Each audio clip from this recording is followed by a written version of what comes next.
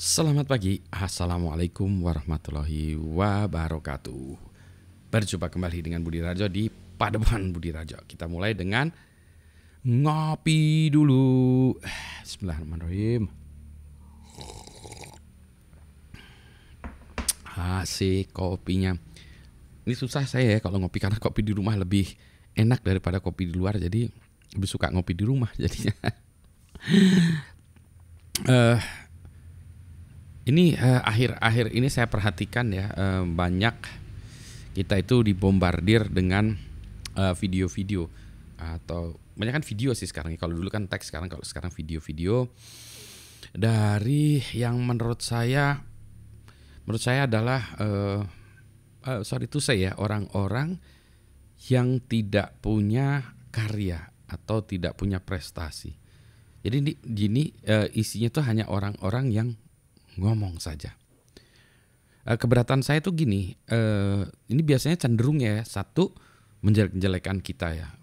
Kita itu maksudnya menjelek-jelekan orang Indonesia atau Indonesia. Jadi karena dia bilang wah di luar negeri tuh gini. Keluar negeri juga dia belum pernah atau hanya sebagai turis, belum pernah kerja di sana, belum pernah lama di sana. Ya, jadi ngomongnya hanya superficial. Ya, jadi orang yang ya itu tidak punya karya, menjelek-jelekan jadinya. Terus berikutnya lagi membuat kita menjadi down ya gitu ya. Bukan menjadi ingin berprestasi gitu ya. Padahal katanya kayak gitu tuh juga biasanya motivator ya, memberikan motif, tapi ini malah membuat kita down. Oh itu salah satu tekniknya Pak. Oh ya mungkin saya yang tidak mengerti aja. Berikutnya lagi saya khawatirnya itu nanti kita menjadi negeri yang miskin karya tapi kaya bicara. Miskin karya kaya bicara. Jadi jualannya apa? Jualan abab, atau kalau orang Jawa itu jualan abab itu jualan ini ya, nafas, jualan mulut, jualan ngoceh ya. Ya kalau gitu mungkin kita perlu terjunnya sudahlah ya. Kita menjadi ini aja ya, tukang cerita aja, storyteller. Tapi kalau kita mau melakukannya seperti itu ya harus jagoan juga, harus ada belajarnya juga, harus ada ilmunya juga. Do it right gitu ya. If you want to do something, do it right gitu. Jadi memang kita harus melakukannya, wah harus bener-beneran belajar lah ilmunya, cari ini ya. Kalau ilmunya nggak ada, kita buat ilmunya. Gitu ya, storyteller nggak apa-apa juga. Tapi kita balik lagi, emang Indonesia seperti itu. Mungkin dia ya. Tapi saya ingin menepis dulu hipotesa dulu ya, yang bahwa orang Indonesia itu sama hebatnya dengan orang luar negeri gitu. Ini untuk menunjukkan bahwa kita sama hebatnya.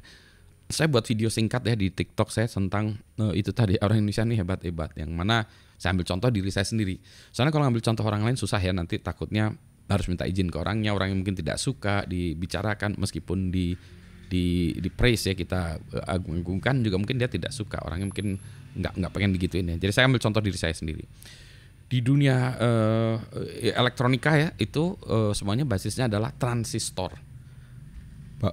Kalau kita pakai handphone ini pun ya di dalamnya ada prosesor segala macam, itu dalamnya transistor, tetap transistor. Yang mana kalau kayak gini ya, prosesor tuh transistornya jutaan, miliaran sekarang. Si penemu transistor yang pertama itu namanya Bapak William Shockley.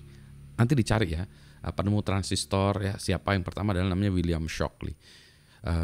Dan yang lain-lainnya tentunya. Wah ini ribut ya kalau di dalam soal nanti kita bicara soal legally ya, patennya siapa, ini ya. Tapi kalau secara saya sih ya, ini saya William Shockley. Meskipun nanti transistornya itu ada yang silikon, ada yang germanium. Anyway, penemu transistor pertama adalah Shockley, William Shockley. Pak Shockley ini dosen di Stanford University di Amerika ya, Stanford University. Dia menemukan tahun 40-an sekian, 48 kalau nggak salah, menemukan 48 ya. Nanti saya cari benarnya. Pak Budi, faktanya yang benar. Oke, tolong cariin ya faktanya. Penemu transistor di Amerika itu, patenkan segala macam. Nah, Pak Shockley ini ngajar di Stanford University. Ngajarnya tuh soal semiconductor ya, yang buat transistor itu. Katanya Pak Shockley ini orangnya kejem. Jadi dosen yang kejem gitu ya. Makanya kalau yang daftar 25 orang daftar.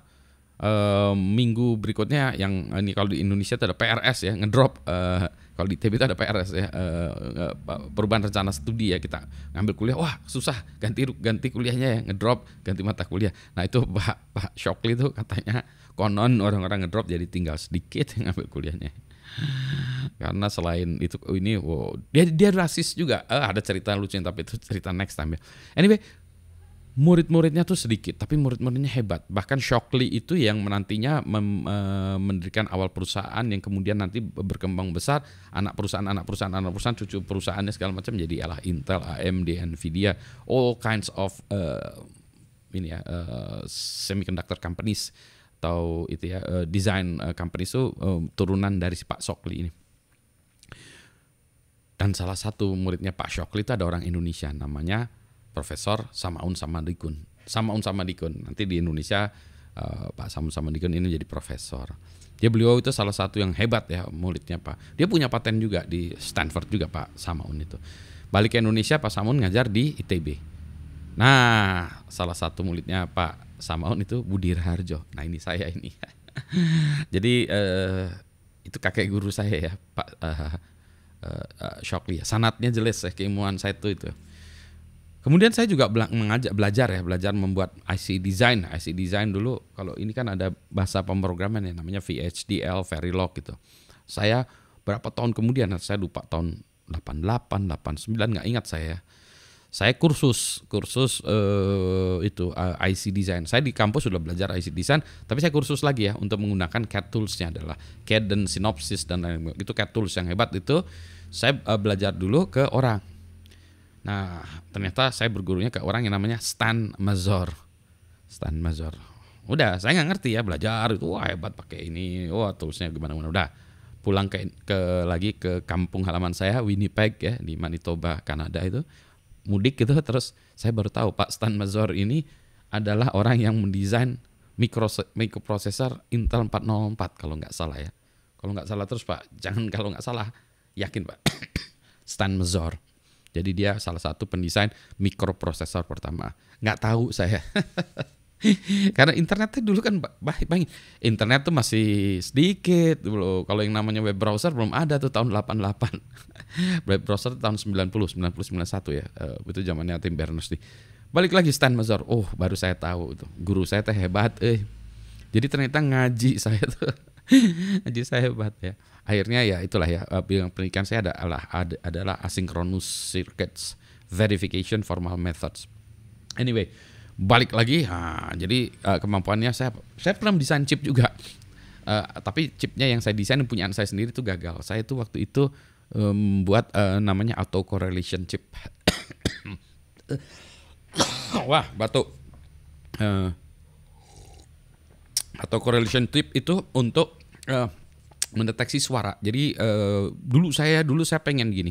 Wah, saya pengen nyanyi.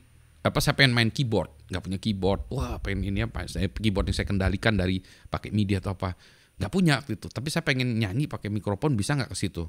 Jadi saya pengen mendeteksi pitch saya. Pitch itu frekuensi. Jadi misalnya nanti keluar pianonya teng teng teng teng teng gitu.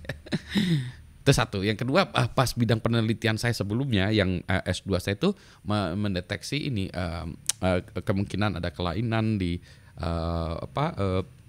vokal cord kita atau di otak. Mendeteksi orang gila kali ya. Nah itu waktu itu juga kita mendeteksi pitch ya. Pitch itu lari-lari atau enggak, stability. Pokoknya urusannya pitch ya. Nah saya pengen buat salah satu metodologi untuk mendeteksi pitch yang cepat itu namanya autocorrelation. Jadi satu sinyal kita korelasikan dengan sinyal sendiri atau kita kalikan ya, intinya gitu. Kita cari supaya dia bisa mendeteksi frekuensinya paling cepat, itu pakai autocorrelation. Nah saya buat autocorrelator chip.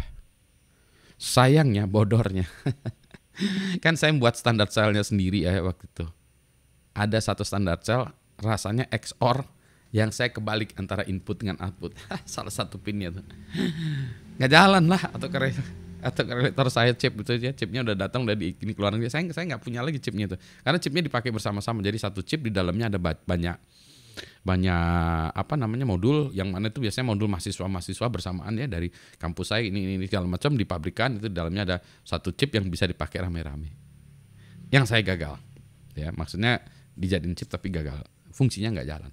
Anyway, kan Udah disimulasikan, iya disimulasikan secara rangkaian jalan. Tapi kan pas saya desain standar selnya itu yang di komponennya itu di rangkaiannya di simulasinya pakai XOR. Pas saya implementasikan XOR itu kebalik gitu, standar selnya jadi hancur lah.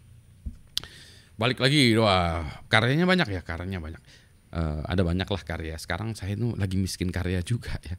Karya itu bisa apa lagi juga ya, bisa buku juga bisa karya. Jadi ada oh iya, by the way, kalau yang buat buku namanya Budi Raharjo itu bukan saya, Budi Raharjo yang satunya lagi.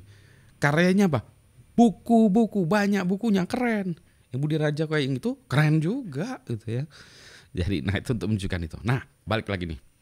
Ini jadi saya ini untuk menunjukkan ya, tapi di Indonesia banyak orang yang keren-keren. Contoh nih, Indonesia tuh bisa bikin pesawat terbang. Ya, kalau kita bicara dulunya Nurtanio gitu ya kan ya. Ya di Bandung ya ada pabrik gitu ya dulu. Nurtanio bikin pesawat terbang. Coba cari negara lain di sekitar kita ini yang punya pabrik pesawat terbang yang bisa bikin pesawat terbang. Nggak kaleng-kaleng tuh bikin pesawat terbang. Ya. Waduh, Pak Budi batuk. Ya ini kenapa ya batuknya udah nggak berhenti-berhenti, udah sebulan nih. Nanti aman tiba-tiba batuk lagi. Anyway. Untuk menunjukkan bahwa kita ini hebat, supaya kita nggak minderan. Singapura nggak bisa tuh buat pesawat terbang, dan mungkin tidak perlu juga dia buat pesawat terbang. Dia punya keahlian yang lebih hebat ya, misalnya dia keahliannya di dalam bisnis, menjalankan bisnis proses, manajemen segala macam, boleh jagoan di situ juga, ada karyanya gitu. Jadi kalau kita bicara itu bukan sekedar ngomong doang, tapi punya karya. Tapi kalau orangnya pandai bercerita, gimana Pak? Ya karyanya cerita itu, ya sudah nggak apa-apa. Tapi make it clear karya kita hanya cerita itu, karyanya hanya dongeng saja, karyanya hanya ngomong aja gitu ya. Wah Pak Budi itu ini apa iri hati gitu. Enggak sih, saya itu senang kalau ngelihat orang sukses. Cuma saya khawatir kalau ini ya generasi belakangnya itu misled, generasi selanjutnya itu misled bahwa semuanya harus ke sana, harus menjadi pendongeng semua. Tapi tidak banyak yang menjadi engineers, scientists and engineers. Kalau saya senangnya banyak engineers ya, scientist dibutuhkan juga, tetap dibutuhkan. Tapi saya berpikiran banyak engineers, karena engineers itu ada constraint yang harus dihadapi seorang engineer ketika dia mengerjakan sebuah produk ya, atau services. Ada constraint waktu, ada constraint biaya, ada constraint teknologi, ada constraint SDM, constraintnya banyak, tapi produknya harus jadi, layanannya harus jadi. Itulah engineer itu. Aduh ya susah ya, kasihan ya engineer. Tapi itu adalah lifestyle yang menyenangkan. I am an engineer. Sekarang saya pengen ngoprek-ngoprek lagi dah. Ngopi dulu, habis itu ngoprek-ngoprek. Selamat pagi, assalamualaikum warahmatullahi wabarakatuh. Sekarang pertanyaannya, apakah karya Anda?